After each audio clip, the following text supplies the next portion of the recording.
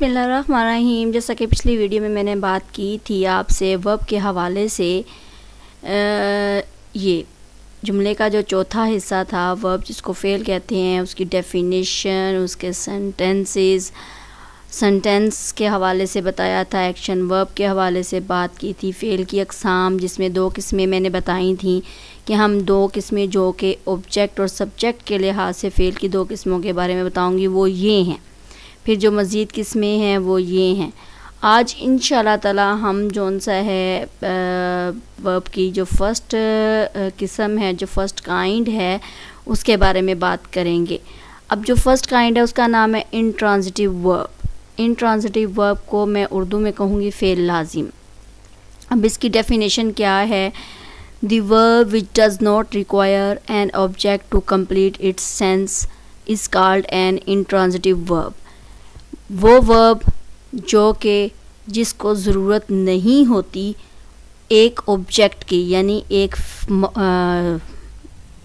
मफ़ूल की, completed sense यानी कि सेंस को मुकम्मल करने में।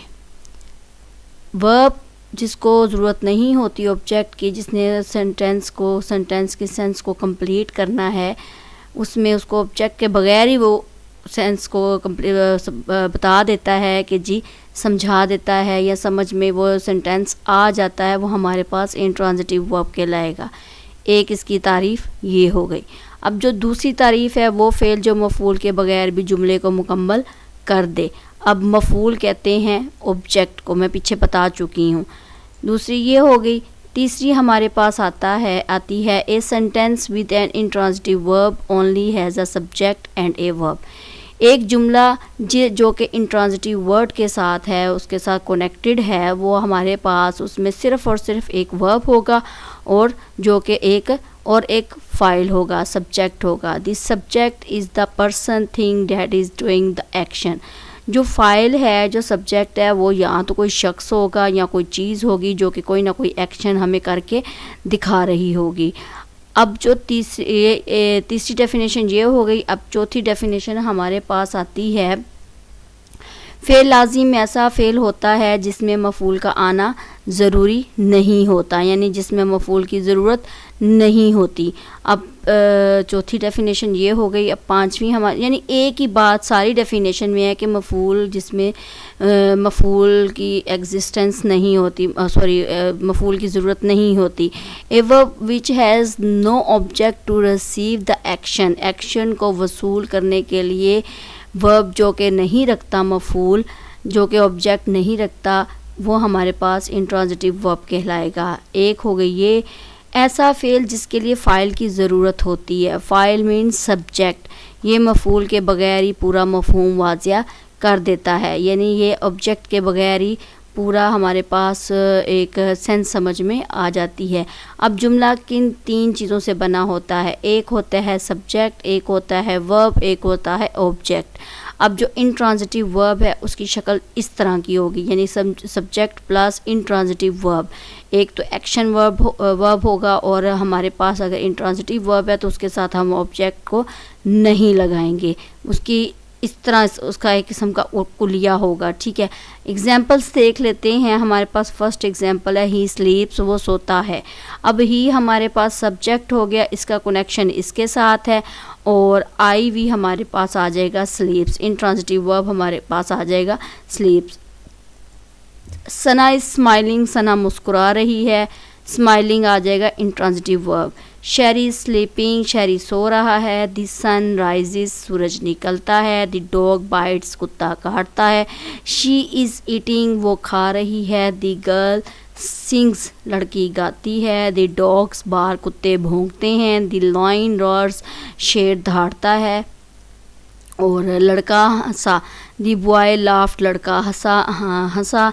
चिल्ड्रन आर शाउटिंग, बच्चे चला रहे हैं।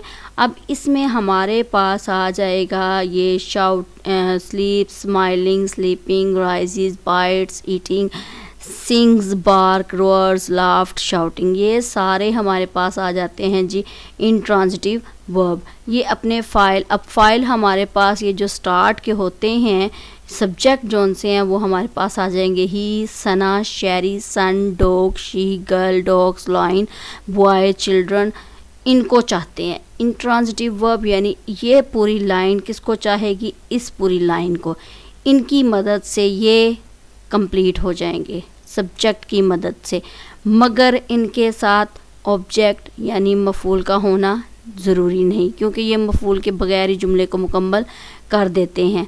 अच्छा, ये हो गई एग्जांपल्स हो गई। अब ये देखिए कि an intransitive verb completes a sentence, एक इंट्रांजिटिव वर्ब जो सा एक जुमले को मुकम्मल कर देता है। It tells us something about the subject itself, ये हमें बताता है सब्जेक्ट के बारे में, उसके कुछ ना कुछ करने के बारे में खुद। ठीक है, अब ये क्या है, पहली मेरे पास एग्जाम्पल है द बेल चाइम्ड, घंटियाँ बजती हैं। अब इसमें जो बेल्स है वो मेरे पास सब्जेक्ट आ जाएगा, चाइम्ड मेरे पास इंट्रांजिटिव वर्ब आ जाएगा। ठीक है, इसमें मफूल नहीं है। अब क्वेश्चन ये बनता है, अब मैं अपने पास ही क्वेश्चन बनाऊंगी, द बेल्स चाइम्ड व्हाट और whom, घंटियाँ किसने बजाई और कब बजाई। ठीक है, आंसर मेरे पास नो आंसर, क्योंकि बजाने वाला तो है ही नहीं है, मफूल तो है ही नहीं है, answer no answer. The verb chimed has no object therefore it is an intransitive verb. Chimed मेरे पास, चाइम्ड जौन सा है वर्ब वो ऑब्जेक्ट नहीं रखता, इसलिए ये एक इंट्रांजिटिव वर्ब है। फर्स्ट एग्जांपल यानी इसमें इस पूरी लाइन की एग्जांपल मैंने दी है, इस पूरी लाइन की। ठीक है, ये पूरी लाइन के सब्जेक्ट के साथ इसने अपना जो सेंटेंस है वो कंप्लीट करना है। दी माउस क्विक्ड, माउस मेरे पास हो जाएगा सब्जेक्ट और क्विक्ड हो जाएगा इंट्रांजिटिव वर्ब। अब मैं इसका क्वेश्चन बनाती हूँ, दी माउस क्विक्ड व्हाट और whom। ठीक है, तो ये मेरे पास आ जाएगा, ये मेरे पास सेंटेंस है दी माउस क्विक्ड व्हाट और whom। ये यानी कि चूहों की, क्विक्ड कहते हैं चूहों की ची ची की आवाज़ें, यानी कि जो आवाज़ें चूहे निकालते हैं उसको कहते हैं। अब चूहों ने ची ची की, कब की, किस टाइम की, किसने की, ये आंसर अब मेरे पास नो आंसर। ठीक है, क्योंकि इसमें मेरे पास सब्जेक्ट नहीं है। अब यहाँ पे the verb quicked has no object therefore it is an intransitive verb. मेरे पास क्विक जोन सा है वो ऑब्जेक्ट नहीं रखता, क्योंकि ये एक इंट्रांजिटिव वर्ब है। अब ये वाली लाइन क्या बताती है, intransitive verbs often describes physical behaviour या मूवमेंट्स। अब इंट्रांजिटिव वर्ब अक्सर औकात हमें क्या बताते हैं जी, एक तो फिज़िकल बिहेवियर जो जिस्मानी तौर पर मूवमेंट्स होती हैं, जिस्मानी बिहेवियर होता है, यानी कि जिस्मानी तौर पर हम जो एक्शन देते हैं उसके बारे में बताता है, या मूवमेंट्स हमारी हरकत के मुतल्लिक, हम अपनी हरकत के मुताबिक जो काम करते हैं उसके बारे में बताता है। पहली एग्जांपल है अहमद इज़ लाफिंग, अहमद हंस रहा है, अहमद हंस रहा है, फिज़िकल पोजीशन आ रही है। सना इज़ वॉकिंग, सना चल रही है या जा रही है, वॉक कर रही है, तो ये मूवमेंट्स आ जाएंगे। द डोर ओपन, दरवाज़ा खुला, ये आ जाएगा मूवमेंट्स के हिसाब से। ठीक है, ये ऊपर हमारे फिज़िकल पोजीशन और नीचे मूवमेंट के हिसाब से। ठीक है, प्रेपोजिशनल फ्रेजेस भी होते हैं और एडवर्बियल फ्रेजेस भी होते हैं, एडवर्ब से निकला है। Are often after an intransitive verb. अब जो प्रेपोजिशनल जो फ्रेजेस हैं या एडवर्बियल फ्रेजेस हैं, ये अक्सर औकात इंट्रांजिटिव वर्ब के बाद आते हैं, एक इंट्रांजिटिव वर्ब के बाद आते हैं। ठीक है, मिसाल के तौर पर Sara is walking to the office, Sara office के लिए जा रही है। सारा हमारे पास सब्जेक्ट हो गया, वो वॉकिंग मेरे पास इंट्रांजिटिव वर्ब हो गया, और टू द ऑफिस आ गया प्रेपोजिशनल फ्रेज है मेरे पास। ठीक है, टू द ऑफिस मेरे पास डायरेक्ट ऑब्जेक्ट नहीं है, ये मेरे पास प्रेपोजिशनल फ्रेज है। ठीक, अब जो सेकंड है मेरे पास example, the door open slowly, जो दरवाज़ा है वो खुला आहिस्ता से। अब डोर मेरे पास आ जाएगा सब्जेक्ट, ओपन आ जाएगा पास, इंट्रांजिटिव वर्ब आ जाएगा, यानी ये पास्ट में बात हो रही है, और मेरे पास स्लोली आ जाएगा, एडवर्बियल फ्रेज है ये, एल वाई जहाँ पे इजाफा होगा वो एडवर्बियल फ्रेज हो जाएगा। ठीक है, अब स्लाउली जौन सा ये मेरे पास डायरेक्ट ऑब्जेक्ट नहीं है। अब ये जो डायरेक्ट ऑब्जेक्ट इसके बारे में मैंने आगे बनाया डिटेल से आपको बताऊंगी वीडियो में, तब से आपको समझ में आ जाएगा। अब नोट क्या करना है आपने, common example of intransitive verbs only exist as intransitive verbs. जो कॉमन एग्जाम्पल्स हैं इंट्रांजिटिव वर्ब की वो सिर्फ और सिर्फ इंट्रांजिटिव वर्ब्स में ही होती हैं। अराइव आ जाएगा, डाई आ जाएगा, फॉल, गो, लाफ, स्लीव, स्माइल, स्टे। अब इसमें से एक मैं पकड़ती हूँ एग्जाम्पल के तौर पर, माई कैट डाइड, मेरी बिल्ली मर गई। इंट्रांजिटिव वर्ब, ऑब्जेक्ट नहीं है। Some verbs only exist as transitive verbs, कुछ इसमें से ऐसे भी होते हैं जो ट्रांजिटिव वर्ब्स के तौर पर भी काम करते हैं। मसलन close, eat, open, play, run, sit, stand, walk.